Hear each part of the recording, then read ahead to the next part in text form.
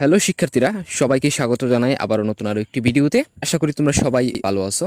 গুচ্ছ অধিভুক্ত 24টি বিশ্ববিদ্যালয়ে যারা ভর্তি পরীক্ষা দিয়েছিলে, হয়তো দ্বিতীয় মেরিটের কার্যক্রম শেষ হয়েছে। এখন সামনে আরো কিন্তু 2টা মেরিট রয়েছে এবং বিশ্ববিদ্যালয়গুলোতে এখনো কিন্তু আসন ফাঁকা রয়েছে। অনেক বিশ্ববিদ্যালয়, সেই বিশ্ববিদ্যালয়গুলোতে কিন্তু ফাঁকা আসনে কিন্তু নতুন করে শিক্ষার্থীরা ভর্তি হওয়ার জন্য সুযোগ পাবে। এছাড়া অনেক শিক্ষার্থী বিশ্ববিদ্যালয় পরিবর্তন করবে, মাইগ্রেশনের ফলে আসন ফাঁকা হবে, অনেক শিক্ষার্থী ভর্তি হওয়ার জন্য সুযোগ পাবে। এখন প্রশ্ন হচ্ছে যে তৃতীয় মেরিট তোমার কবে প্রকাশিত হতে পারে, সেই বিষয়ে তোমাদেরকে একটু ধারণা দেওয়ার চেষ্টা করব। যেহেতু বর্তমানে আমাদের ছাত্র আন্দোলন শেষ হয়েছে বেশ কিছুদিন আগে, এখনো কিন্তু দেশে কিন্তু পুরোপুরি ভাবে শান্ত হয়নি বা দেশের সকল কার্যক্রম কিন্তু এখনো শুরু হয়নি। ঘোষণা দেওয়া হয়েছে যে স্কুল, কলেজ এবং বিশ্ববিদ্যালয় খুলে দেওয়ার জন্য। তবে দেখা যাচ্ছে যে স্কুলগুলোতে কিন্তু আহামরি অনেক বেশি শিক্ষার্থী কিন্তু দেখা যাচ্ছে না, অল্প সংখ্যক শিক্ষার্থী কিন্তু স্কুলে যাচ্ছে এবং কলেজের ব্যাপারটাও কিন্তু একই রকম এবং বিশ্ববিদ্যালয়গুলোর কার্যক্রম কিন্তু এখনো পুরোপুরি ভাবে শুরু হয়নি। আসলে সেই দিক দিয়ে লক্ষ্য করলে কিন্তু তোমাদের বিশ্ববিদ্যালয়ের কার্যক্রম পুরোপুরি ভাবে শুরু হয়ে গেলে আর দেশের পরিস্থিতি আরো শান্ত হলে তোমার পরবর্তীতে কিন্তু তোমার তৃতীয় মেরিট প্রকাশ করা হবে। যদি বিশ্ববিদ্যালয়ের কার্যক্রম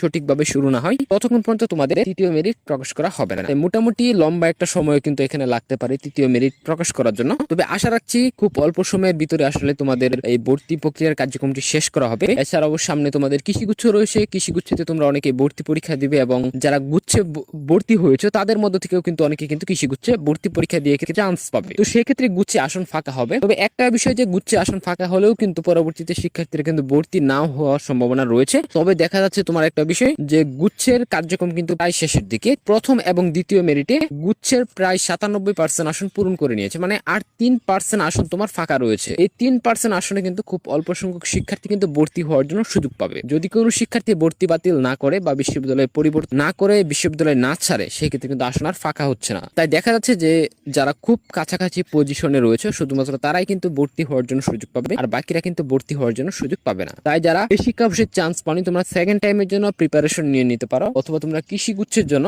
শক্ত একটা প্রিপারেশন রাখো যাতে করে আসন তুমি ধরে রাখতে পারো। সো শিক্ষার্থী বন্ধুরা, এই ছিল তোমার এখনকার মতো। আশা করি ভিডিওটা তোমাদের কাছে ভালো লেগেছে। যদি কিছু জানতে চাও সেক্ষেত্রে কমেন্ট করতে পারো। এখনকার মতো এখানেই বিদায় নিচ্ছি, দেখা হচ্ছে আগামী নতুন কোনো ভিডিওতে। ততক্ষণ পর্যন্ত সবাই ভালো থাকো, সুস্থ থাকো।